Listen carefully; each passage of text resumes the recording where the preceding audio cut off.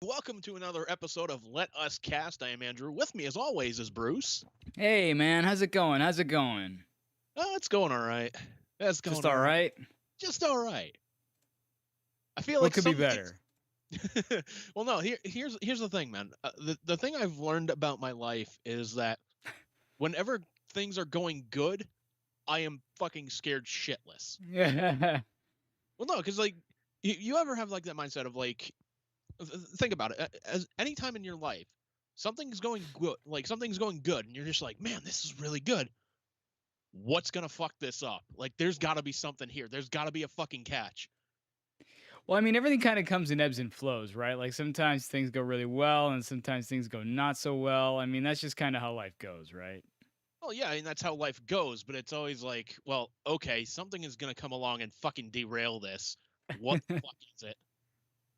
You're a lot more pessimistic than I am, though, to be honest. Don't use big words with me. You're more sad and angry. Thank you.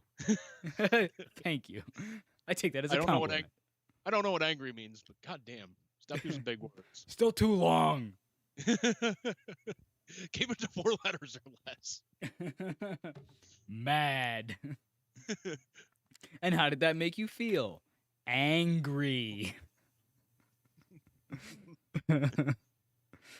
Oh man. That actually reminds me, man. I signed up for Paramount Plus recently because it was my mom's birthday a couple days ago, and I was like, all right, well, she wanted to see this Ghostbusters movie. It's, from what I understand, it's on Paramount Plus, so I'll do that. We'll order some Chinese food, watch the fucking movie, be fucking good. Everything coming up aces. Get Paramount Plus, and well, I'll get into that. The Ghostbusters part a little bit later. But I was watching. You ever see the show Celebrity Deathmatch?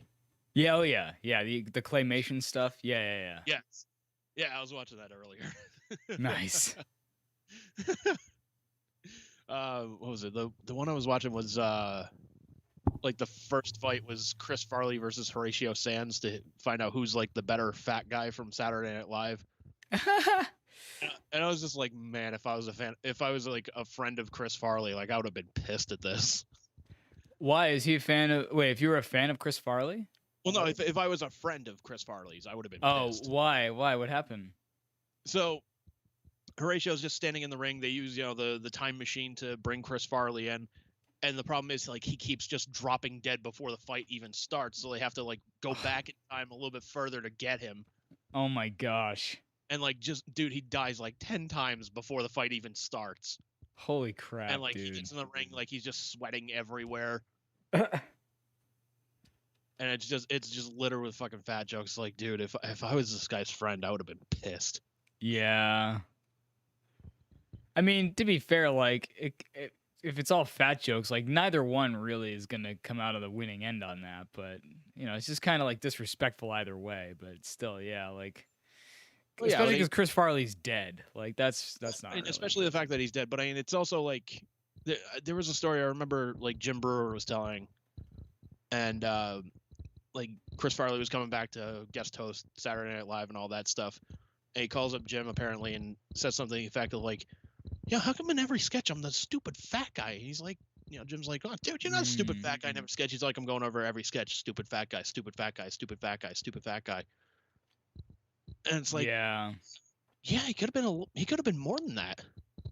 and not for nothing, that kind of speaks to your point about like, whenever things are like how things kind of move in cycles, because like things were going kind of bad for Chris Farley for not bad, but like you said, he got all the like stupid fat guy roles, but then he got the role of Shrek, and then of course he ends up passing away like right in the midst of, actually he was almost done with Shrek, and then he ends up passing away. So it's like kind of to your point of like when things are going well, like you're waiting for the other shoe to drop, kind of. Yeah, I think they said he recorded like what 80% of his dialogue for that, and then he had passed that. Yeah, you can actually go on YouTube and hear clips of him doing Shrek. It's kind of surreal. It's kind of like, wow, this is weird. Yeah. But yeah, I mean, I actually posted on Facebook earlier today. I feel like I'm in kind of an upswing because like things are really like kind of just clicking for me in a lot of different ways, like spiritually, like with my guitar stuff. But I actually had a really good moment this past week with my students. So at school, one of the things that I do is I teach a student band. So it's like 4 of my students and a singer, because I don't teach voice. No one would want me to teach voice. But it's 4 of my singers or 4 of my students and a singer, and we have like this little student band. They actually this came up with a name called Wired, WYRD, which stands for When You Really Dream, and I thought that was a really cool name. But anyway, so we've been kind of getting through like 2 different songs. We've been doing Zombie by the Cranberries and Say It Ain't So by Weezer. And up until this week, they weren't really able to get through either of those songs in their entirety. But this past week, they got through both songs, like start to finish, all the way through. And I was like, yeah, this is like, it felt just so good that everybody got through the whole thing. We were down 1 member that day, but like we would have got through it anyway. So it was awesome, man. You're doing God's work. Thanks, Kev. But no, it was like, it's one of those like really, proud moments. It's like, wow, like look where we are now. It's pretty sweet, Yeah, I mean that's one of those things, like that's kind of like one of those things that I'm searching for in my life, is just like that fulfilling, like rewarded feeling of like, you work hard, you see you work hard with your students, you see that result of like them getting through the song, or they're not able to get it through it, but they're on the cusp of it, and then they finally get through it. You're just like, fuck yes. Yeah. Like you've filled, you feel like you've done something, you feel like you've helped somebody, you feel rewarded. I'm trying to look at that. It's not easy, man. It's really not. Like it's a hard thing to do. And what's funny is a lot of jobs, like I remember I had a job, I worked at this company called SRS. It was a medical company, and they were like, or even Zoll, and they were like, remember, like even though you're not directly involved with like saving these people's lives, the job that you're doing is directly helping these people, like to save a life or whatever. It's like, dude, like I hear what you're saying and I get it, but at the same time, like I am so detached from the end result that it's really hard for me. And maybe some people can be like, yeah, you're right. Like I can feel like what's happening, that I'm contributing to something here. But me personally, if I'm just like stocking shelves, or if I'm just like, doing inventory for a company, I feel pretty far detached from the end result of helping someone, save a life or whatever, or making someone's life better. Like it's just, they can say that all they want, but me personally, I don't really ever feel that with jobs. It's like with, working at Alley's, for them to be like, yeah, but think of the good that you're doing in someone's lives. You're making them happy with donuts. And you're like, who gives a crap? I'm out back mixing batter. Like, you know what I mean? Like, I hear what you're saying, but no. Yeah, like, I understand your point, but understand my point of no. Yeah, right. No one benefits from donuts. They just get fatter, and then they get made into a celebrity death match and fat jokes about who's the better SNL cast member. To be fair, Chris Farley did win in the end, but good. regardless. But no, man, like, yeah, like shit like that. Even shit like when I was working at AAA, like, oh, you're an essential person, like you're that lifeline to these people. I'm like, no, I'm not. I'm getting my ass kicked verbally every fucking 5 minutes here. Yeah, it makes it really difficult to like see, like to feel like you have a purpose, or to feel like you're actually doing something good, because you're like, I'm just getting assaulted day in and day out. Like, yeah, I don't feel very appreciated here. Yeah. So yeah, but, yeah, man. But no, the the good thing that's happened recently was just yesterday, where the Devils kicked the shit out of the Hurricanes, who are in, I think, they're first place in the division. They beat them like 7-4. Dang. 9-2-0. I'm like, fuck yeah, where the hell have these guys been? Fucking Nice. and then the 49ers beat Green Bay on the second field goal. So goodbye, Aaron Rodgers, you piece of shit. Yeah, so I saw your post on that, and I don't understand like what's with the Aaron Rodgers hate. I don't even really know who Aaron Rodgers is, so I certainly don't understand the hate. Okay, so chances are, if you don't know Aaron Rodgers as the quarterback for the Green Bay Packers, you might know him from like State Farm commercials. You know, maybe like commercials where he's like trying to like pretend he's putting on like a championship belt or something like that. It's just like I'm the champ kind of fucking thing. No, I'm familiar with what's his name there? The other quarterback who does like the nationwide commercials. Peyton Manning or Eli Manning? Yeah, Peyton Manning, yeah. Peyton Manning. That dude, see, as you can tell, I'm not a football guy. No, that's, I understand. Yeah, I understand. I'm like Eli, Pat, or whatever his name is. he's one of them Manning boys. Yeah, exactly. So basically, the story about why people fucking hate Aaron Rodgers, and I mean, thankfully, it's not just me seeing this guy as an asshole, but again, this comes down to like the vaccine talk that we were talking like last week, for example. Oh, okay, all right. Ooh, it all loops back around. I like it when things kind of connect. Yeah, it kind of loops back around, but like, see if you can understand like why I'm fucking annoyed and fucking despise this guy. So, picture you're an owner of an NFL team. Mm-hmm. Now you're paying millions and millions of dollars for the payroll for this team, like for everywhere from your quarterback to running back, defense, special teams, and whatnot. Like you are investing. Like these people are your investments. Like you are giving them money to perform football and just practice, watch films. Essentially, you're paying them like, guys, we want to win. We want to bring the championship back to wherever the fuck you're playing. Mm-hmm. So the NFL instated the policy like the players have to be vaccinated because, there's no way you can, initiate, social distancing on a fucking football field when you're lined up across from each other and you're like inches apart. Yeah, and of course you can't wear a mask because people would collapse and die. Well, yeah. I mean, you could wear a mask. I mean, you can absolutely do that, but like, you really think so? Because I mean, they're running pretty hard. I mean, I guess. I mean, or they could get the kind with like the ventilator, or not ventilator, but like the whatever, so it's a little easier to breathe. You know what I'm talking about?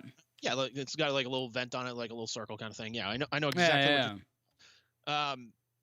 But no, so you're investing all this money. Now your star quarterback, who's making about $20 million a year, basically admits that he lied about getting vaccinated, and that he's done his own research, and his own research essentially was listening to Joe Rogan. A trusted name in the medical community. Exactly. So like it's amazing like how quickly people just turned on. Like he used to be like, he was either well loved in Green Bay or he was just all right. Yeah, I got no problem with him. He seems like a good guy. I get it. Now it's just like, dude, fuck this guy. Now all of a sudden they're giving him the "Let's Go Brandon" treatment. It's not even the "Let's Go Brandon" treatment. They're just like, no, fuck him up his ass. Yeah. And like, dude, if I was an owner or even if I was a teammate of his, I'd just say like, look, I can't fucking trust him anymore. Yeah. In the sense that he fucking lied about this. I mean, like, politics aside about like the whole vaccine or whatever, like the fact that he lied about being vaccinated, that's shady. That's like ridiculous. Yeah, and like the point, like one of the key things that you need on a team is for each of the players to trust each other. Like if I'm a quarterback, I need to trust the offensive line that they're going to protect me and hold off that defensive line as long as they can. I need to trust my receivers are going to be, where the ball is when I throw it to them and run their patterns. I need to, trust the tight end to do what he needs to do, the running back to do the same thing. Same thing with defense, special teams, all of that. There has to be that trust. And if that motherfucker, like, if I was his teammate and he fucking lied to me about that, I would say, guys, I'm out of here. Yeah. I can't trust this guy. Especially because, and I'm obviously like spitballing here. I don't know for sure, but I have to imagine that he was probably the kind of guy who was bombing around the locker room without a mask and not social distancing and stuff.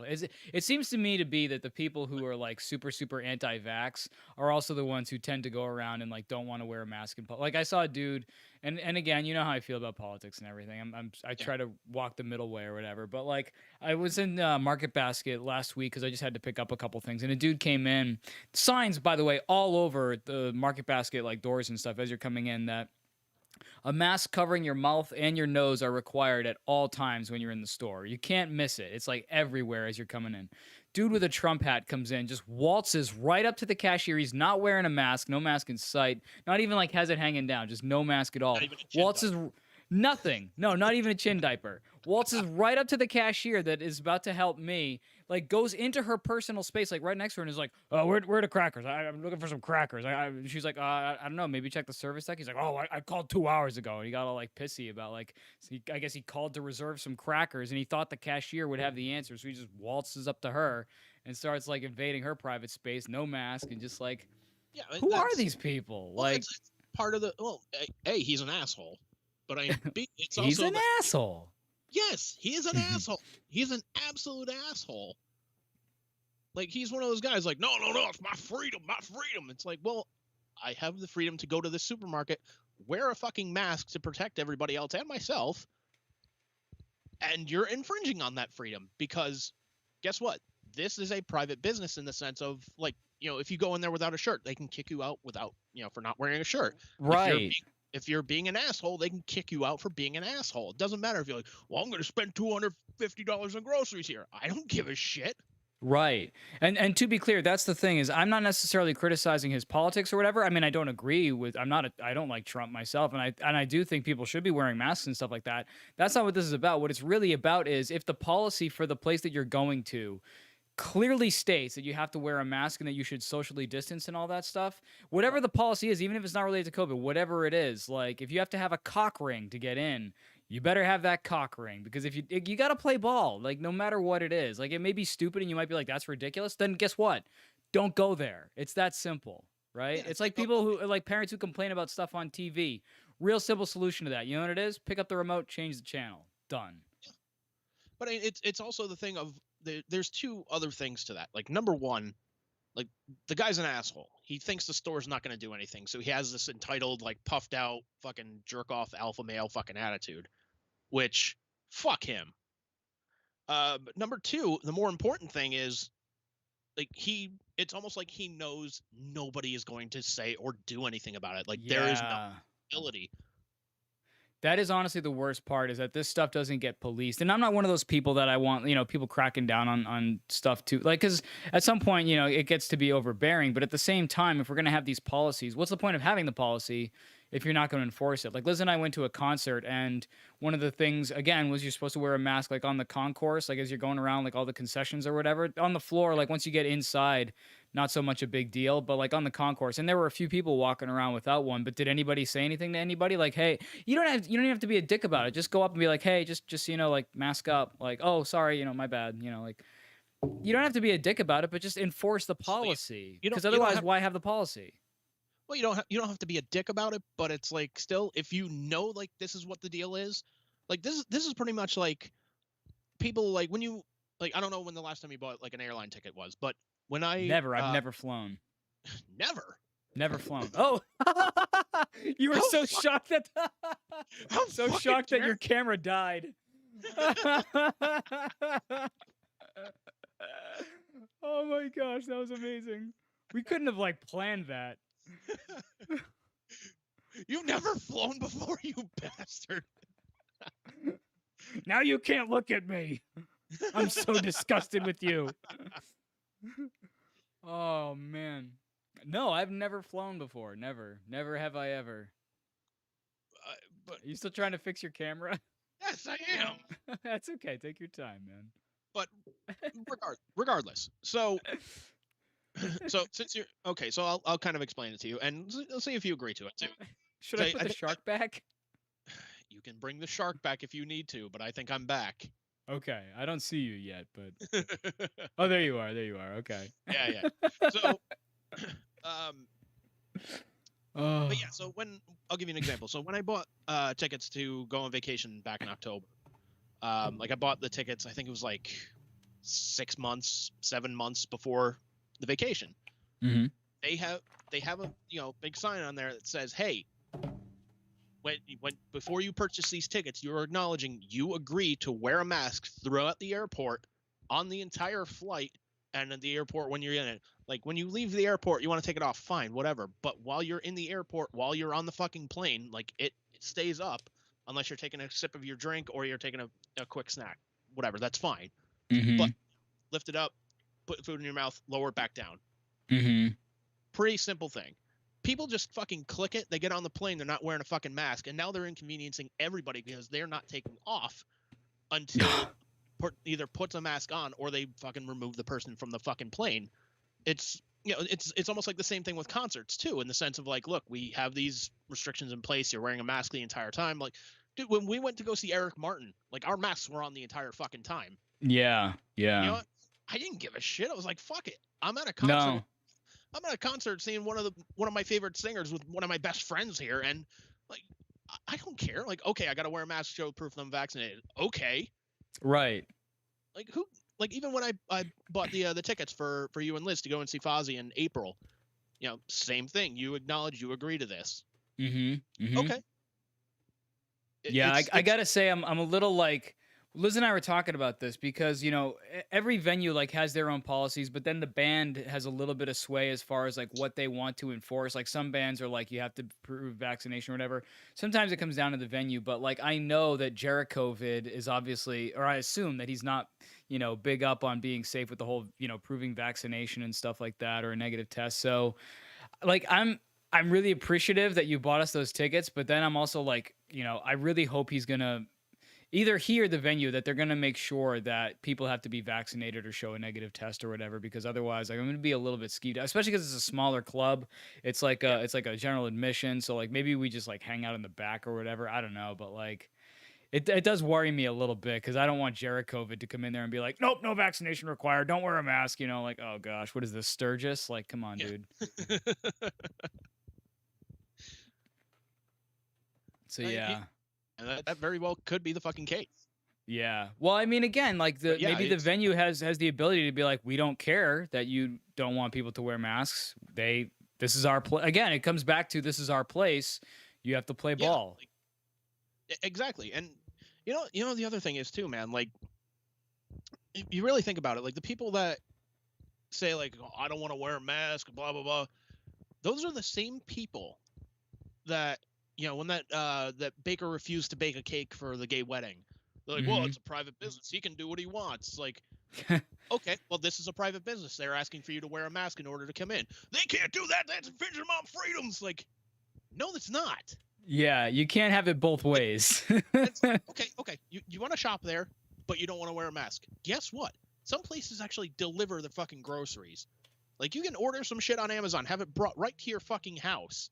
Yeah. Or you can go into their parking lot, call them up, say, hey, I'm in spot number 3. They'll come out, just open up your trunk. They will put it in your trunk for you. And then you can drive the fuck off without wearing a fucking mask. There you go. Oh, yeah. Yeah. Well, that's my freedom. Like, no, it's not. Your freedom to throw a fucking punch ends when it hits my fucking face. Yeah, that's what we said last time, basically, is that your freedom ends where mine begins. I completely agree with that. It's like, listen, whether or not you agree with whatever it is that, like, oh, well, I did my own research and the studies show that blah, blah, blah. You know what? I don't care. It doesn't. And you know what? I'm not saying if I agree or disagree with you. Frankly, it doesn't matter. The idea here is that it's the commonly accepted thing that to keep people safe, we do X, Y, and Z. And if you want to play ball and you want to go into these private places, you have to follow X, Y, and Z. Otherwise, guess what? You don't go in. Yeah. It's that simple. It doesn't, whether or not you agree with it or what your politics are, they have no bearing on it. It comes down to this is the policy of the place that you're trying to go to. You either follow that or you don't go in. It's that simple. Yeah. Like it's simple. It's pure and fucking simple. Mm-hmm. By the way, though, I did think of sort of a little loophole in this whole like requiring vaccination thing. Like I thought about this when we were at the concert. We saw Evanescence in Hailstorm. Great show, by the way. Really a lot of fun. I dig Hailstorm, but what's up? Anyway, I dig Hailstorm, but go for it. Yeah, Hailstorm's pretty cool. So as I was sitting there, I was kind of thinking like, okay, so Liz is only like half vaccinated at the moment, so she had to also get a test to show that she's COVID negative. But then it got me thinking like, okay, but I've had both of my vaccines. I'm boosted. Which, by the way, like no one asks for or proof of a booster, even though if you don't have a booster, I think they Yeah, say that like you're back to being at about where you would be if you only had your first shot, depending on you're how right. long ago it was. So anyway, but I was thinking like, okay, so I didn't have to show that I'm COVID negative, but as we all well know from Omicron and Delta and these other like breakthrough cases that we've seen because of these variants, just Mhm. because I'm vaccinated or even boosted, it does not mean that I don't have COVID. So shouldn't the requirement actually be that we show a negative test, not the vaccination? Because I could be fully vaccinated, I could be recently boosted, but I could still be walking around with COVID. I could be walking around with COVID. I could have COVID right now and not know it. I could be asymptomatic, even though I'm fully boosted and all that stuff. Like, we don't know. That's part of the problem is that it varies from person to person so widely that even if you're vaccinated and boosted, you could Mhm. still be walking around asymptomatic with it. So shouldn't the requirement actually be that you have a negative test? Doesn't that make a lot more sense? Personally, I think it makes more sense, but the other thing is, like, if you're vaccinated and you're boosted and you get it, you're less likely to have, you know, symptoms where like you need to go to the fucking hospital. Sure, but it doesn't mean that I can't give it to other people. And yes, if they're Right. vaccinated and boosted and all that stuff, they are also Exactly. less likely to get really sick and all of that. Yeah. But there if the requirement is either vaccinated or a negative test. So let's say there are people there like Liz, for example, up in I mean, well, let's not use Liz as an example because she was partially vaccinated. But let's say there's people in the concert who were not vaccinated at all. They haven't had a single shot. And I'm there. I'm fully vaccinated and boosted, but I didn't have to show a negative test. I have COVID. I just don't know it because I'm asymptomatic. And I sit next to Joe Sixpack here, who's not vaccinated because, you know, he's a Trumper or whatever. And I get him sick. Like, that's totally possible. Unlikely, maybe, but like I Yeah. think it makes more sense to have. I mean, But I guess he's taking that risk, but I don't know, yeah, man. A, he's taking that risk, but B, you can also look at Joe Trumper and just be like, freedom, America. It was your freedom to contract COVID from me. Yes. You're welcome. I salute thee. Yeah, man. I don't know. Actually kind of brings up a like an interesting thing. It's like whenever I have like a little bit of downtime at work, like one of the things I like to do is just kind of like scroll through like just news and whatnot. Mm-hmm. And, one of the articles I was reading was about something recently that Howard Stern had said on his show, and I'm kind of paraphrasing here, but basically he said like if if he was in charge and whatnot, if somebody was unvaccinated and they got COVID, he's like, I would tell hospitals just refuse service to them. He's like, we've given them enough of a chance to get vaccinated, and again, I'm kind of paraphrasing here. Mm-hmm. Given them enough of a chance to do the right thing, get vaccinated. We've given them everything that they've asked for, ingredient lists, for the vaccine, everything that those ingredients do. This, study after study after study, why it was kind of pushed through the way it was, what the whole process was. He's like, and they're still just like, nope, nope, nope, still not doing it. He's like, so you're going to deny medical science in that sense, but like if you get sick, you're going to go to the hospital and beg the doctors to save your lives. He's like, I would tell them, don't do it. Yeah. See, I don't get behind that. I mean, that's not really. I can at least understand that, because it's like, you see articles too about hospitals having to tell people with that are having heart attacks, like, we can't do anything for you guys right now because we're filled up with fucking COVID. Yeah, I mean, again, I think there are people who have legit reasons to have not gotten vaccinated, but so to tell that person like I'm not going to treat you, to tell anybody that you're not going to treat them for any reason, kind of flies right in the face of the whole. I forget what it's called, but there's some like oath or whatever that medical practitioners. Yeah. So or to basically treat anybody regardless of their race, creed, color, ability to pay, all that good stuff. So it kind of flies right in the face of that. So I can't really get behind that. Yeah, and like I said, I'm kind of middle of the road on that. Like, I can see both arguments of that. It's like, well, yes, like, I'm not using Liz for an example because she's been using it as an example throughout this whole show here. But again, we'll go back to Joe Trumper. who's just like, nope, my freedom. I don't want it. Don't want it. Don't want it. Yeah. Okay, well, if you get sick, I don't want to fucking hear about it. It's kind of like the sense of like, when you were younger and like, you're riding your bike and you're trying to do goofy stunts. Your mom's like, hey, you're going to get hurt. Don't fucking do that. And you keep going. You're like, I don't care. I don't care. Okay, fine. You get hurt. I don't want to hear about it. You fucking trip, fall off your fucking bike and like bash your fucking knee into a rock. Well, I don't want to fucking hear about it. Yeah. I don't want to hear about how you're struggling to breathe because you were a selfish prick, even though like, the example of this person is they're not immunocompromised. They're just an asshole.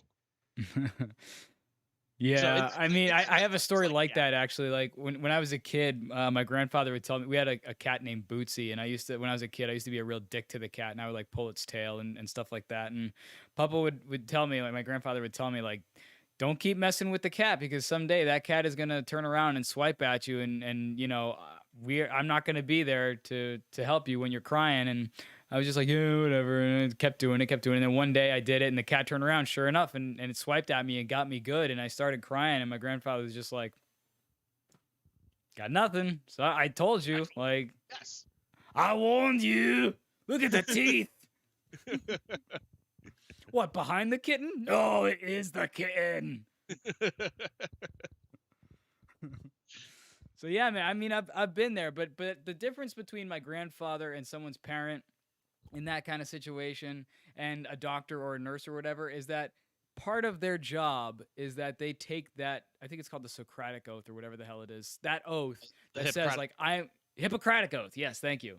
They take that to basically say like, no matter who you are, what your opinions are, anything, I have to treat you. I may not like you, but it's sort of like the phrase of, I don't necessarily agree with what you have to say, but I will defend to the death your right to say it. Right.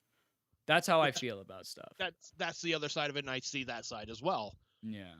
But it's also one of those things where it's, I'm also seeing, I'm seeing a lot of sides to it in a sense, and it's a lot of Andy to see better. A lot of ins and outs, a lot of strands in old Andy's head here. Exactly. There's more twists and turns, and they're a lot better than anything M. Night Shyamalan's ever thrown at the fucking screen. So, bro, I got a twist for you. The coronavirus is Jeff Jarrett. Goddamn, pal, you're fired. Now I'm gonna picture the coronavirus doing the strut. You're just gonna picture the fucking general manager that he had as well, like COVERSATION, it's COVID-19. Yeah. Hitting people over the head with a protein spike. Just this big ball of protein spikes is riding down to the ring on a horse. With my COVID tonight. Goddamn protein spikes, pal. Spend my time getting sick on the go. If that was wittier, I could do more, but also probably copyright infringement and definitely gimmick infringement. Well, I mean, if it's parody, it's fine, but true. There was a whole Supreme Court case about this shit, so. Yeah, you've got what was it, Jerry Falwell versus Hustler. I'm not familiar. No. You're not aware of that case? Did you? Well, oh yeah. Larry Flint? Oh yeah. You're right. Dude, it's been a long time since I've seen People versus Larry Flint. The thing I remember most about that was Woody Harrelson, just being Woody Harrelson. And Courtney Love essentially playing herself. Yeah. What a hot mess. Oh yeah, well, Why do you think we hired her? Was that before Kurt died or after? I think it was after, right? It was like mid-90s, like 95, 96. Might have been, yeah. I want to say it was like 95, 96 or around that time. Yeah, somewhere in there. Yeah, let's do a quick search. 1996. Oh wow! I guess. Yeah, so about 2 pretty years. well then. Right on. Right on. Just curious whether or not she did that well. If Kurt was like, "You're in a movie playing yourself," like, of course, he probably didn't have that opinion, but like, I mean, it's one of those things. Like, I can picture her like just walking into the audition, just all like strung out, hair's just a mess and whatnot, makeup's running and whatnot. She's just an absolute dumpster fire, and then just like, all right, who gave her this shit in advance? Like, this is perfect. We've struck gold. Yeah. Give her the Oscar. We haven't even filled yet. Give her the Oscar. Just give it to her. Like, we gave one to Marissa Tomei. We can give one to her. We're hitting them out like candy now, aren't we? Come on. Yeah, that's pretty much it. No disrespect to Marissa Tomei. No, none at all, man. Dude, she's a fucking fabulous Aunt May. I fucking love her. Well, was. What? Well, was. Spoilers. Oh, come on. That movie's been out for months. Yeah, that's true. Fuck. That's like when people have well, it's not as bad, but like when people have spoilers for movies from like the 80s or something, it's like, spoiler alert. It's like, dude, that movie's been out since I've been born. Like, it's either that movie's been out since I was born or nobody has fucking seen it. And nobody's cared enough to go and find it. Yeah. It's like, yeah, my buddy Ryan Cranston, like his birthday was recently too. So I sent him a couple of things. One of which was one of my favorite movies from the 80s. It was such a cheesy fucking movie, but I'm just like, you know what, man? He could use this for a fucking movie night, and I think he'll enjoy it. What was it? What was it? It was a movie called If Looks Could Kill. Huh. And it's basically like a case of mistaken identity, espionage, like James Bondish kind of thing, where like this kid has to go on a class trip to Europe in order to pass his French class, so he doesn't have to go to summer school. And like his name is Michael Corbin, and he gets mixed up with a spy whose name is actually Michael Corbin. Huh. So like they get, you know, this mistaken identity and whatnot, and like he goes on this whole like mission. He has like all these gadgets and whatnot, and you know it's fun. It's just a fun fucking movie to watch. Some of those like old like 80s like ridiculous movies, they can be like a lot of fun to watch. Oh, yeah.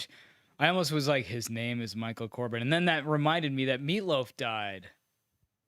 Yeah, that hurt. And then Louis Anderson like hours later. Not that I was a big Louis Anderson fan, but I died too. Yeah, exactly.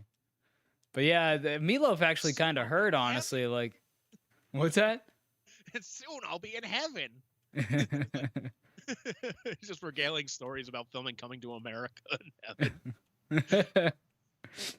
Yeah, man, like me. This part because I bought Eddie Murphy lunch. I started buying everybody lunch. Nobody else has paid off for it. But yeah, man, it made me want to go listen to Bat Out of Hell, or go watch like Rocky Horror or something, or watch Fight Club. You know, there is actually a Kiss connection with Meatloaf as well. Oh gosh. Oh no. No, like, ladies and gentlemen, Kiss Loaf. Meat Kiss. Meat Kiss. I love God Out of Hell. You pulled the trigger on my meatloaf. You know, it works just as well. Paradise by the Love Gun. Oh man. But no, like his the tour that he went on to promote that album, Bruce Kulick and Bob Kulick were his touring guitarists. Oh wow. Yeah. For Bat Out of Hell? For Bat Out of Hell. Wow, that's crazy. True story, bro. That's cool. Yeah. That's really cool. Yeah, and then Bob would later go on to play guitar for, I think it's Paul Stanley's solo album, help him like co-write a couple of songs and whatnot. And Bruce later went on to be the actual lead guitarist in the band. Right. Wait, are you talking about like Paul Stanley's Soul Station? That group, or a different? No. The '78 solo album. Oh, that one. Okay. Yeah. I thought for a second you were talking about the Ooh Child. I don't remember very much like on that album, but you know. No, but I don't own it. You do. Yeah.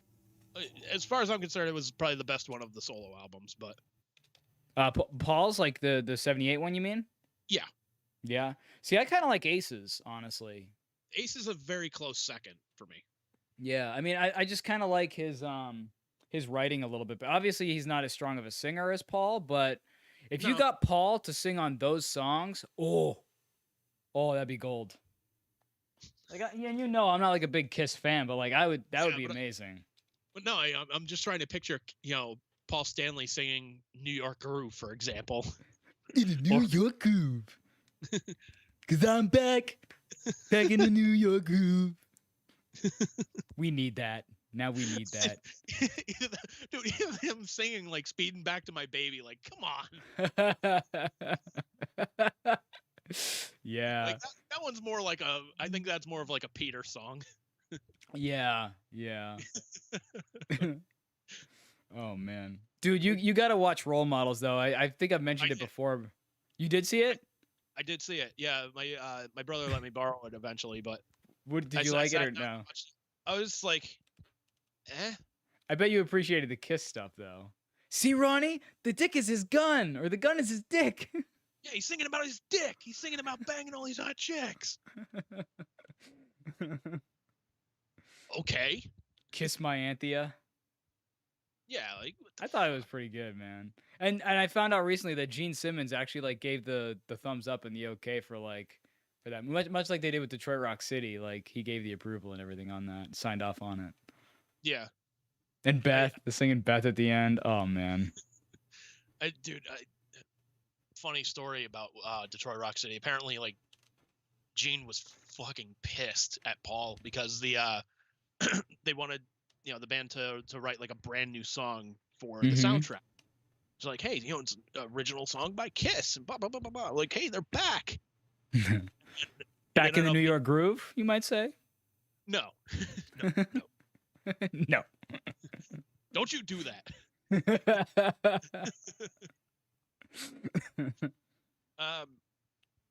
But no, it was a song that Peter would sing the vocals on. It was a song called "I Finally Found My Way to You," and it was it felt like an attempt to recreate Beth. But Paul was the one that wrote it with somebody else. I can't remember who, but apparently Gene was like, "Oh, what the hell? We should have had this big like rocker song and it's rock anthem." And it's like, well, you have Rock and Roll All Night. Like that is like pretty much like, if it's not the rock anthem of all time, it's at least in the top fucking 5. Yeah. I like to rock and roll part of every night. I can rock and roll from like 1 to 3. Yeah. I'm sorry. I love that movie more than I probably should, but yeah. I don't know, man. I just thought, I was like, all right, it's okay. Yeah. Yeah. Liz and I actually quoted a fair amount. Oh man. Fucking hell, man. But yeah, man, but yeah, Paul Rudd's in Ghostbusters Afterlife, so I'm gonna be watching that later. I was gonna ask about the Ghostbusters thing because we were talking about movies and you kind of alluded to it earlier. So what's the deal with the Ghostbusters thing you brought up? So the thing, I'm a little pissed about this. So I thought it was still on Paramount Plus, like still like streaming on that. That was part of the main reason why I got it. And like I got like the total fucking package where it's like, no commercials and you get fucking Showtime. I'm like, fuck yeah, $15 a month. All right, I can swing that. Let's do this. I go to search for it today. It's not fucking on there. I'm like, I was like, you gotta be fucking kidding me. So I'm searching, like, where the fuck can I like fucking rent the fucking movie? Can't rent it anywhere. So I ended up spending $20 to put it on my Vudu account. Oh, that sucks, dude. That does. See, that is one of the only things that's stopping me from going completely digital. Is like that kind of stuff happens all the time. Is like, what if I want to watch like this old obscure movie that I own on like VHS or DVD or whatever? And yeah, it might be streaming now, but like, is it going to be streaming in another month or two? Like, who knows? Although we did just cut cable, actually. We just dropped our cable entirely because we have this little streaming box, and we don't really watch a lot of TV anyway. So we cut cable, and we've got just internet now. So saving some money because we don't need it. It's just just kind of a waste of money. Yeah, I mean, like with the Paramount Plus, anyways. Like I get like local CBS shit, anyways. Like I was able to watch the 49ers game last night because it was on Fox. But I was like, well, there's other football games on there. I can do that. I'm just like, I'm on a relative's Hulu account, which they connected with ESPN Plus, so I'm watching more fucking Devils games than I have in the last like 6 fucking years. Nice. And I'm like, yeah, like, granted, like they're not doing that well, but still, but you can watch them. I'm still able to watch the fucking games. Like I can enjoy this again. Yeah. It's funny. Liz ran into the same problem with Fox, and I never thought in a million years that we would weep over the loss of Fox as a channel. But like pretty much I don't really watch any TV at all, but Liz watches a couple of shows, and all of them are on Fox. So the one thing that like when we cut cable, she was like, now she loses a couple of her shows, but in the grand scheme of things, she could probably find it somewhere else. Or I'm sure Fox has some way to watch their stuff. Like pretty much everybody under the sun has their own streaming something or other. I'm sure Fox has an option somewhere. I think so. I think it's Disney Plus. Really? They're on Disney Plus? Well, yeah, Fox got bought out by Disney. Really? So pretty much all of Fox's property, like all the comic book property they had, like the Fantastic Four, X-Men, like all of that shit is now owned by Disney. Like the only like Fox thing that Disney doesn't own is Fox News. Really? But yeah, they own. I mean, we don't give a crap about Fox News. We would never watch Fox News in the first place, but. And I applaud you. But like, that's fucking interesting, man. That's fucking interesting because like we had Disney Plus, and I don't know if she checked that or not, but like we got rid of that too recently. But maybe she should go back and check it out and see if the stuff that she wants is on Disney Plus. Because not for nothing, like I was kind of enjoying having Disney Plus. Like I'm not a big Disney guy, but there's some good stuff on there, man. Yeah, there is. Like we Liz and I got into the movie Cruella, which is that Emma Stone. Like she and I both really love Emma Stone. And so we watched Cruella like a couple times because it's just a good flick, honestly. And then that got us wanting to watch like the original 101 Dalmatians. So we went back and watched that. We watched like Sword in the Stone, and we were gonna watch what's it called, Robin Hood. But then we ended up losing our giving up our subscription before we got around to it. But it's kind of fun because like I don't own like any Disney movies, so it's kind of cool to go back and watch all these movies that like I probably haven't watched since I was, I don't know, like 12, like, you know what I mean? Just kind of that nostalgic trip. Yeah, I get it. Yeah, and it's funny to go back to and be like, wow, this does not hold up as like I don't care nearly as much about this as I used to, but like it's still cool to see. And what really blows your mind too is like the animation, especially on those older flicks like 101 Dalmatians, Sword in the Stone. That was all done by hand. Yeah. Like nowadays they're just like, oh, put it in a computer, done. And it's just like, it's not that easy, obviously. But like compared to having to literally hand draw every single frame that you see on the screen, like you got to give it up to them, man. That's a lot of work. Yeah, I mean, there's also like some films like they do like side by side of animatics, like they fucking recycled that shit. What do you mean? Like to cut the cost down. Like if you go on YouTube and search for like Disney animatics, like similarity or something like that, it's basically like, you know what an animatic is, right? No. So it's basically like an animated version of like the storyboard, for example, like just shows like quick like sketch of the character and like, okay, we're going to have him move around like this and whatnot. And it's basically like a little flip book. Oh, okay. It compares that from like Lion King to another like Disney film. I'm spacing it off the top of my head here, but if anybody knows, fucking please tell us. But yeah, it's like they would just recycle that shit. That makes sense. They recycle those movements. So basically that thing serves as like an outline. So like say you have like Simba or whatever doing whatever he's doing, that might be taken from 101 Dalmatians where a puppy was doing something or whatever. They just kind of swap in a new like character model or whatever, so to speak. Is that what you mean? Essentially, yeah. Huh. That's interesting. Yeah, like I'll have to go check it out because I feel like I kind of understand what you're talking about, but I'll have to actually go like watch it.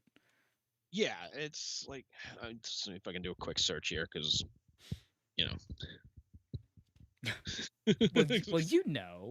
it's called YouTube, huh? Well, there's gonna be somebody in the comment section that, they're gonna be like, you fucking dorks. This is what the issue is. This is what the movies are. How do you not know this? Hey, I got an idea. Let's go onto a really obscure YouTube channel and leave a comment about how these two are idiots because they don't know about Disney. Doot. Yeah. So like some of the scenes that they're showing, for example, there's like similar movements and whatnot from like the Jungle Book to Winnie the Pooh. Okay. Like throwing rocks in the water. That Christopher Robin's doing the same thing. They recycled Snow White with Robin Hood. So okay. So the videos are on YouTube. You can fucking go see that shit. I will check that out. After finishing this podcast. Yes. I'll have a little bit of time to do that before my thingamajigger. Your thingamajigger. Yes, I have a meeting with a gentleman named Kurt, who, by the way, like, real quick, don't mind me getting up on my little shout-out soapbox here, but, like, huge shout-out to two people individual. Dude named Kurt Henderson, who's with Sonora, which used to be called Guitar Mastery Intensive. Dude's a Canadian, loves his poutine, I would imagine, probably loves his hockey, but good guy, awesome dude, and he's just been... So I'm not in, like, the mentor program or whatever with that group or whatever, but he sort of acts as a mentor to people who don't actually have a mentor, in that every couple of weeks they send like a video questionnaire that you go through and you kind of play a little bit or whatever, and you just kind of give him updates on what you're doing, ask any questions. He'll give you assignments if you ask for them and stuff like that, and then tell you like how you did and all that good stuff. Really awesome. And between him and another gentleman who I found on YouTube, his name is Brian Kelly. He runs a site called zombieguitar.com.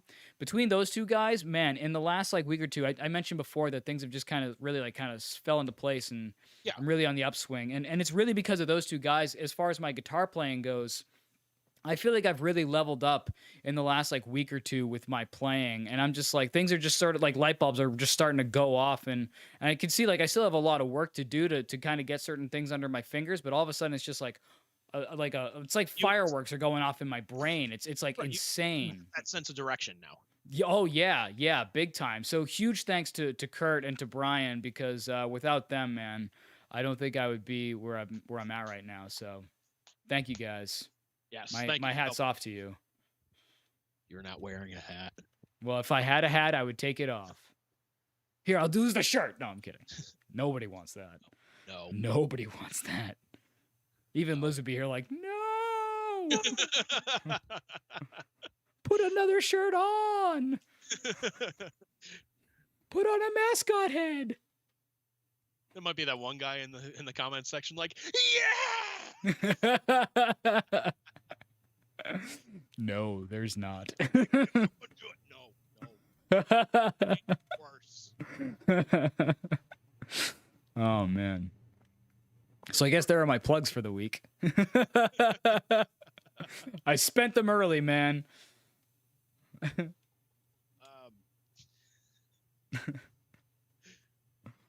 Like a premature plug-aculator. Premature plug.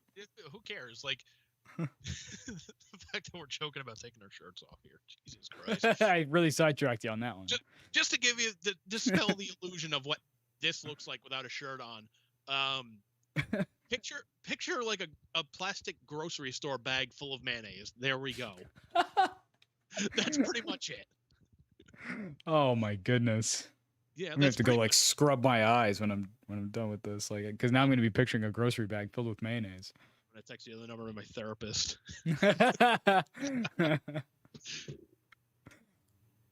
Help me.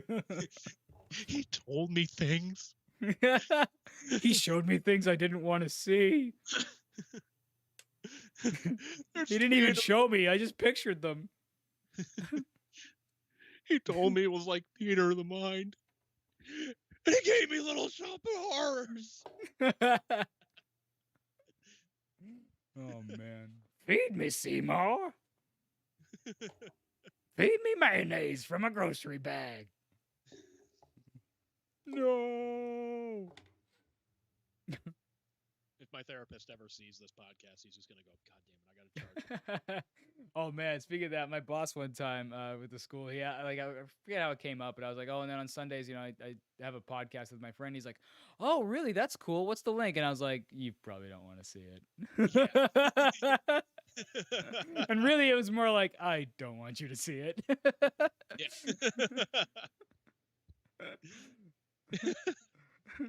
Why don't you? Not that I'm ashamed of what we do. It's just like, We don't need that.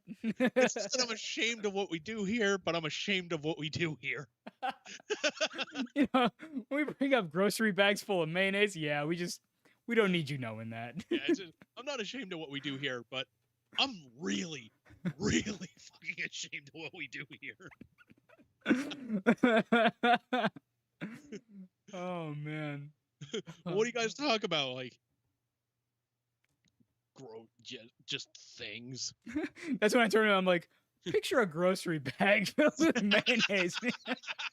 He's just like, you're right. I have no interest. You're trying to explain the podcast. He's just giving you that Tucker Carlson look, like. Yeah, pretty much. Huh? Like a dog who's just been told a knock knock joke. Just this bewildered look, like. So you do a podcast. What does that mean?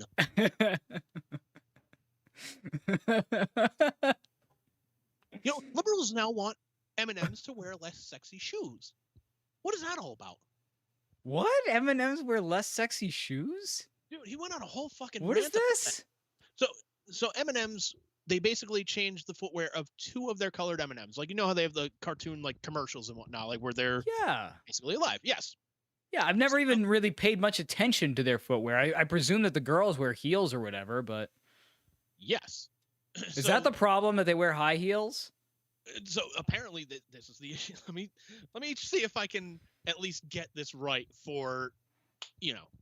I already feel like I need to breathe. For accuracy's sake here, so that we don't get another comment here like, excuse me, when you were explaining the M&M shoes, you gave the wrong type of shoes here. It's like, well, thank you, Dorcas, but let us do this. Listen, Francis, why don't you go point a gun at somebody and shut the hell up? Lighten up, Francis. While you're looking at that, Liz told me about something where I guess someone shared a recipe for meatloaf. Like someone at a company shared a recipe for meatloaf, like on the day that Meatloaf died, and then they felt like they had to apologize for it because it was in bad taste. Like, okay, I think we're being a little oversensitive here. Like, yeah, it's not like it wasn't in bad taste. I mean, unless the meatloaf itself is actually disgusting, but then it's in bad taste. But literally. But if I actually almost joked to Liz, I was like, we should have meatloaf tonight. Like, I honestly don't like meatloaf, the food, but like, I was like, we should have meatloaf tonight in honor of Meatloaf. If anything, it's kind of like an honor to him. Like, oh, we're thinking of Meatloaf, you know? Like, yeah. But people, man, I swear, this world is a little overly sensitive for my taste nowadays, but that's just me. Anyway, what about the M&M shoes? Okay, so the new designs, like the male M&Ms, like they're keeping their white sneakers, whatever the fuck have you. So the previous designs, like the brown M&M had fucking like regular like high heels on, and then the green one had what can only be described really as like, I guess, go-go boots. So now she's being traded down to, looks like just a pair of white sneakers, and then the brown one is getting lower heels. And that's apparently what upsets him. It's like, I want my candy to look sexy. I mean, does it matter? Are people really objectifying animated candy? Dude, you can objectify fucking anything if you try hard enough. I guess, but I mean, I gotta say, I put this in the category of worrying about sharing a meatloaf recipe being in bad taste. Like, who gives a crap? Like, it's if you're okay, whoever spent the time to complain about, you know, the M&M shoes are too sexy, I think they need a full-time job. That's just what I feel. Like, here's the thing too, man. Listen, I'm getting turned on by M&Ms. I can't have this. That says more about you than it does about anybody else. Just imagine Tucker Carlson just like watching it, just going like getting all turned on, like, oh man, I haven't seen anything this sexy since Mars bars. Oh my god. It really does melt in your mouth. They say this is melting in my hands. What does that mean? If it keeps melting in my mouth, something's gonna melt in my hands. Yeah. But no, it's like look, if they were like changing like the recipe for the candy, like the actual like the M&Ms itself, like the chocolate inside the recipe for the candy shell or whatever have you. Okay, I can see people going like there was nothing wrong with this. Mm. You know, it's like when, you know, Coke 2 came out. It's like, oh, it's this new Coke. It's like there's nothing wrong with the old one. Just, you know, if you want to have this new like formula for Coke, sell it along side by side. Right. Okay, and then I at least have that option. You know, it's like if you go into a candy store and you want to buy M&Ms, like you have I don't know how many different fucking varieties. You have the crunchy, the pretzel, the peanut butter, the whatever the fuck have you. Like brownie stuffed, even like all kinds of ridiculous things. Yeah, fudge brownie, fucking caramel ones, which are pretty damn good, but never had those. they're pretty good, man. It's kind of like it's almost like a milk dud with a candy shell instead. But all right, on. They have a thin candy shell. I think you're gonna be okay here. I think your head has a thick candy shell. Your brain has the shell on it. Are you talking? Shut up, Andy. All comes back to Chris Farley. See, that's how you do it, man. That's how you do it. I love you. We're pros. We're pros. Professional what? I don't know, but we're pros of something. Oh. We got to be good at something, and I don't even know if it's this. We are procrastinators. I guess you could say we are masters. Masternators?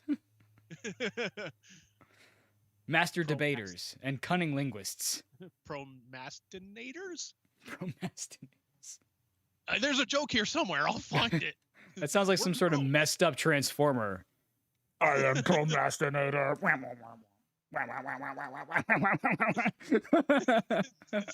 It just turns into this giant robot dick. It just goes up and down and up and down. Bounce around like a fucking pogo stick.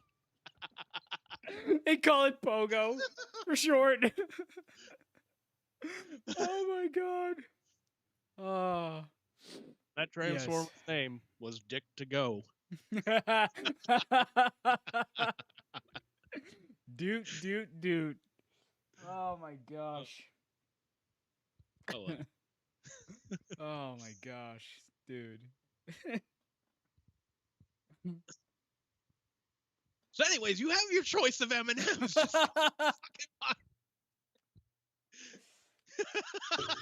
Oh my god. Oh.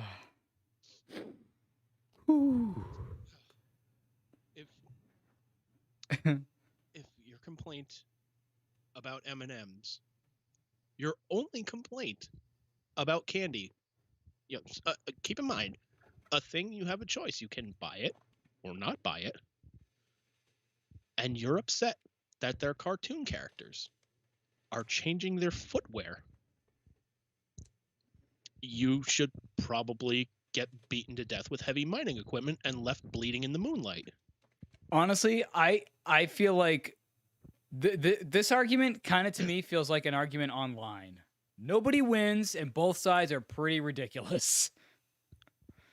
Both sides are just like, oh, we got to change the candy because it's too sexy. And the other side's like, no, I want my candy sexy. Like, do you realize how ridiculous you both sound? Like, both of you just shut up, eat the M&Ms or don't, and leave me the hell out of it. Yeah, like this is an argument. Jeez. I'm in the argument where like, look, you're both wrong. Like, who gives a shit? Exactly. It's candy. If you don't like it, pick another one.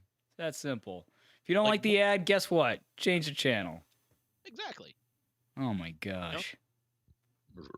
You know, it's like being pissed off at a restaurant, for example.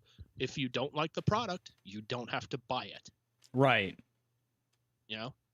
You know what? Let's make everybody happy. Let's have a trans M&M and you know all that kind of shit. Why the hell not? Because if like you know let's have a black M&M and a Chinese M&M and like who gives a crap? It's M&Ms. It's fucking candy. It's candy, right? Like it's just.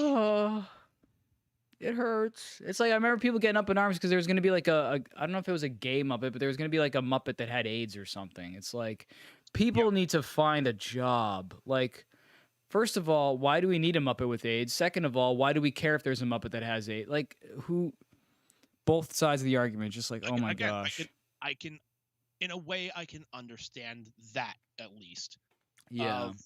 Well, Like, people, I can understand like wanting representation. Like, you know, it's sort of like Kevin always said, like the reason he threw a lot of gay content into his flick is because his brother is gay, and a lot of times, like you often get like, as he put it, the ice pick serial killer, and it was just like stereotypical, ridiculous nonsense for gay characterization in movies. He wanted to have something that wasn't just that nonsense. He wanted something a little more realistic and true to life and more broad of a spectrum than just like, hey, you know, like, I didn't, you know, like, because not every gay person is the same, obviously. So like, have some variety.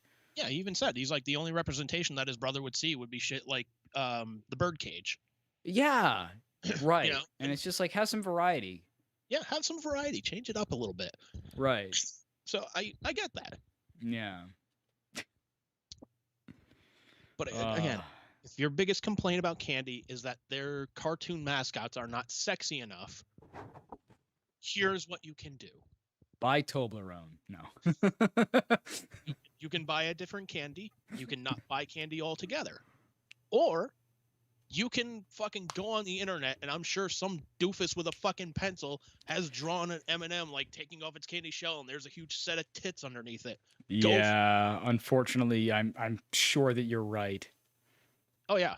Yeah, there's all kinds of ridiculous stuff like that out there. Oh yeah. Yeah. Oh my gosh.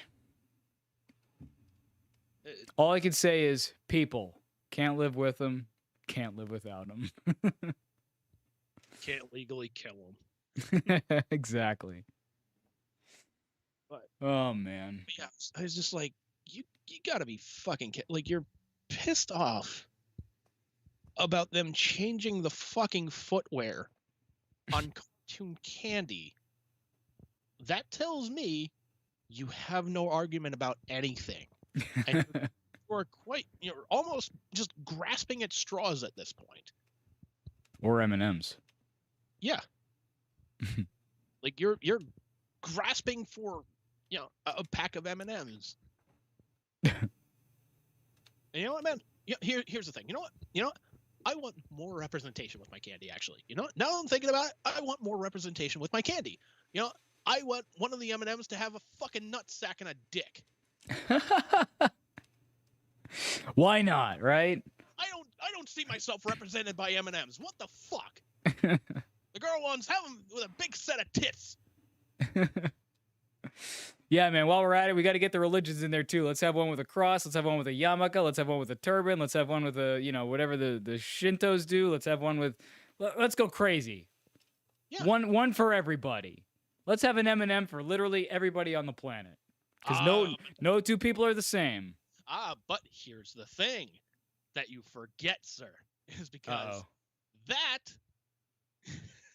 that, my dear Bruce, would lead to another argument. We can't have this. No. Think about it this way. You would have somebody getting all pissed off, like, why does the Christian one have to be red? Why? That is the color of Satan. Why can't it be the yellow M&M? Yeah. Oh man, that reminds me of see, my life is quotes from movies or music, but like that reminds me of Easy A, where it's another Emma Stone flick, and one of the characters is portrayed by Amanda Bynes. She plays this like really conservative Christian character, and the school's mascot are the Blue Devils, and she fights to change it because she's like, how are we supposed to show school spirit when we are portrayed as Satan worshippers? And so they become the Woodchucks. It's just like that actually reminds me. There was an article years ago. I remember reading this. I think we were in college at the time. There was a pastor in New Jersey that was pissed off about the New Jersey Devils. Really? He's like, it offends me that my kids and my grandkids are saying, let's go Devils at a hockey game. They need to change the name to something more pure. And it's like, yeah, because the New Jersey Angels is going to go over so fucking well. Yeah. Yeah. But I mean, that's the thing. You're never going to make someone happy. That's why even like the thing with like the Cleveland Indians or whatever, like I on one hand, I understand, but like on the other hand, where do you draw the line? Where do you stop? Like if you literally eliminate everything that offends somebody, you're going to be left with nothing. Literally nothing. Here's my thing about that too. I understand like changing the Indians' name and whatnot, and I get it. I absolutely get it. If you're going to change your name to the Cleveland Guardians... Is that what they changed to? Yes. Yes, they are now officially the Cleveland Guardians. But here's my point, dude. Here's my point. What's your point, Walter?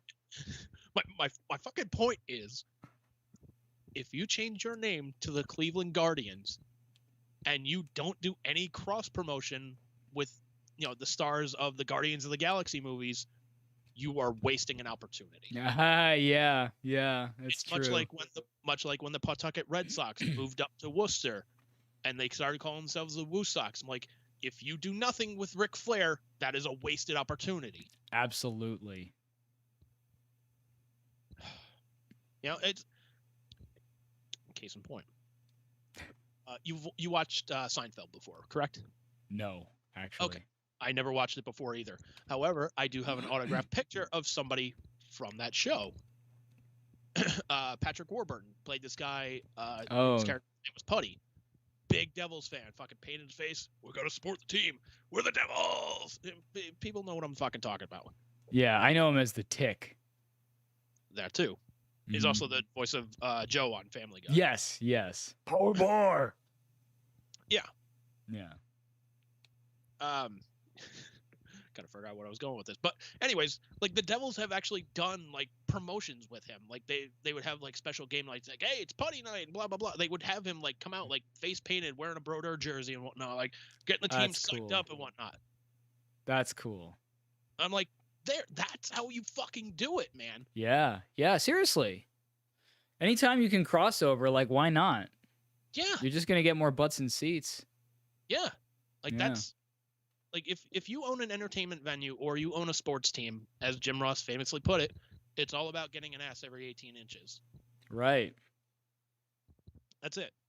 Right.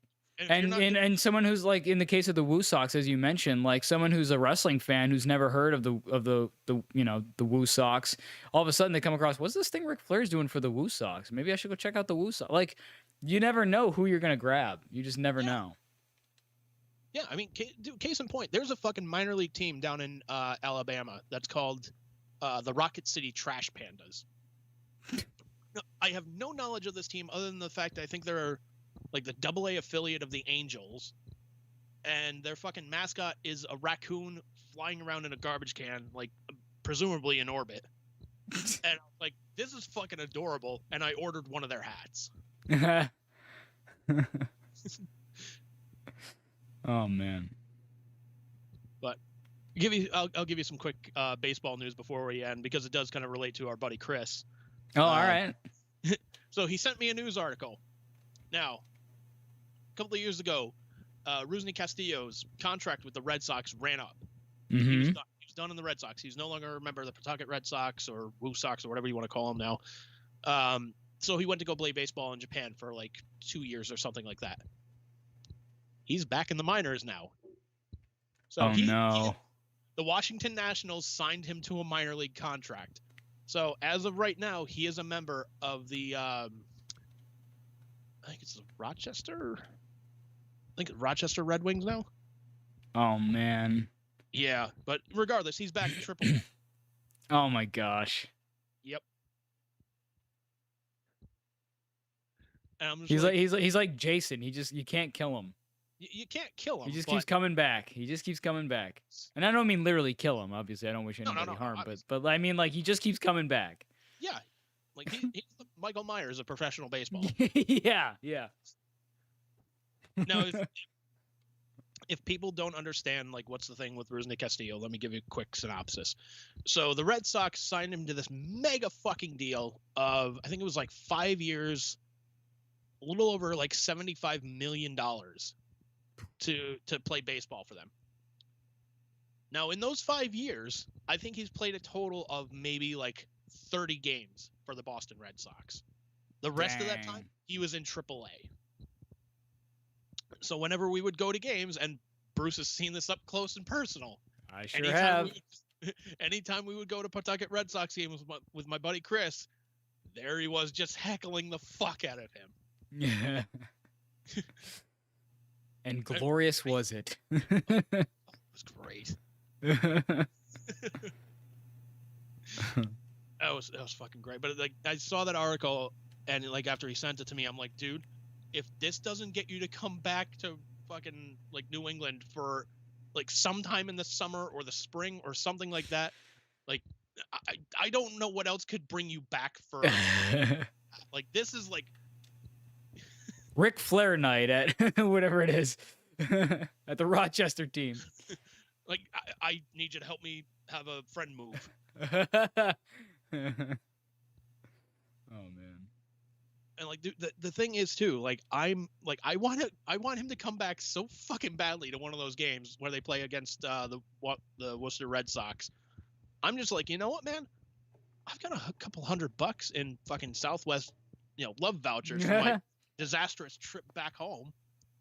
I was like, fuck, I will gladly give them to him so that he can come back. Shut up and take my money and come back. Take my fucking travel voucher. Just get the fuck back here so we can do this. Oh man. If that happens, I gotta go. I gotta be there for that. Oh yeah. Like, not to invite myself, but I gotta be there. Dude, it's not even inviting yourself. Like if he does come back, like you're coming with us. Right on. I'm not taking no for an answer. Right on.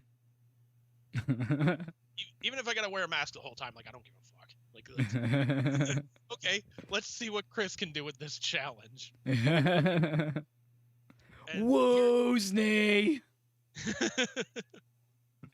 And like here's the thing too, like I followed you to Rochester, you bum. I moved all the way across to Arizona, but I came back just to taunt you, you bum.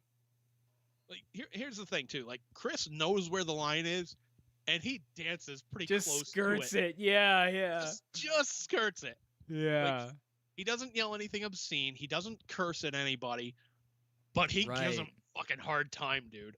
Yeah, I remember someone getting real up in arms about him when we went. Like I remember, like someone was like, "Oh, do you have to do that or whatever?" And it was like you said, he's not cursing, he's not doing anything obscene. So like, listen, he paid to get in there. Unless he's doing something truly disruptive, then yeah. Sorry, not sorry. It's not only that, but like, he could have easily turned around and just said, "Look, I am a fan of this team. They spent $75 million on this guy, and he has not lived up to any fucking potential at all." Right. So hopefully, this heckling motivates him. Like, hey, if I do better, I can go up to Boston. I won't have to deal with this shit. Right. So, but figure that'd be a good way to kind of end the podcast on a high note here. Yeah, totally, man. I love it. That's hilarious. Better than ending on M&Ms, that's for sure. Well, yeah. Well, you know. They dress sexy. They can take off the candy shells and, chocolate underneath. And everybody loves chocolate, Well, you know. Hey,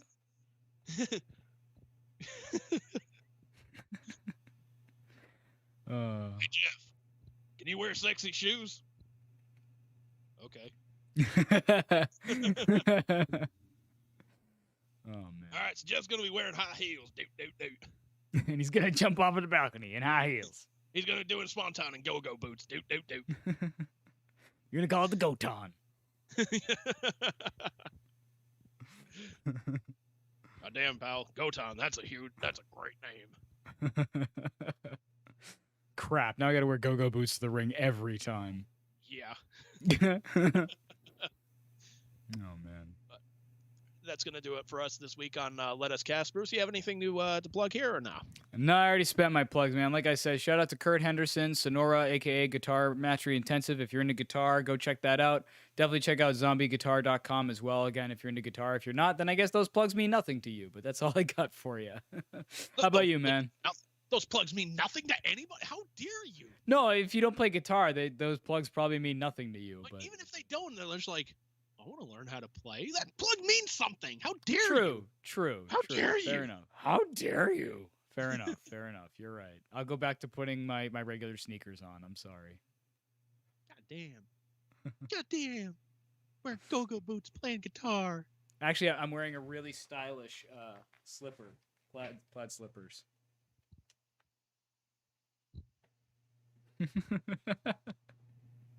Anyway, what about you, man? You got anything to plug besides slippers? Yeah, I want to plug Foot Locker. Send Bruce a pair of shoes. Oh man. Think you know a fucking guy.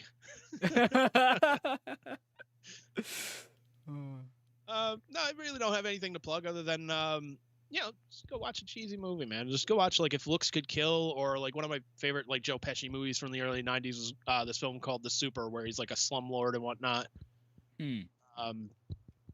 Shit, I was watching Devil's Advocate last night. It's still a great fucking movie. I still I still remember that fucking monologue at the end. Oh man. Who are you carrying all those bricks for anyway? God? Is that it? God? Keep going, buddy. Oh, I know you know the whole thing. There's so much of that movie though, it's so memorable. Tic-tac-toe. Where's the chicken? There's a chicken here, plays tic-tac-toe, never loses. He's famous. Never loses, like you. What did you tell that guy? I told him if he didn't leave us alone, you were going to kick his ass.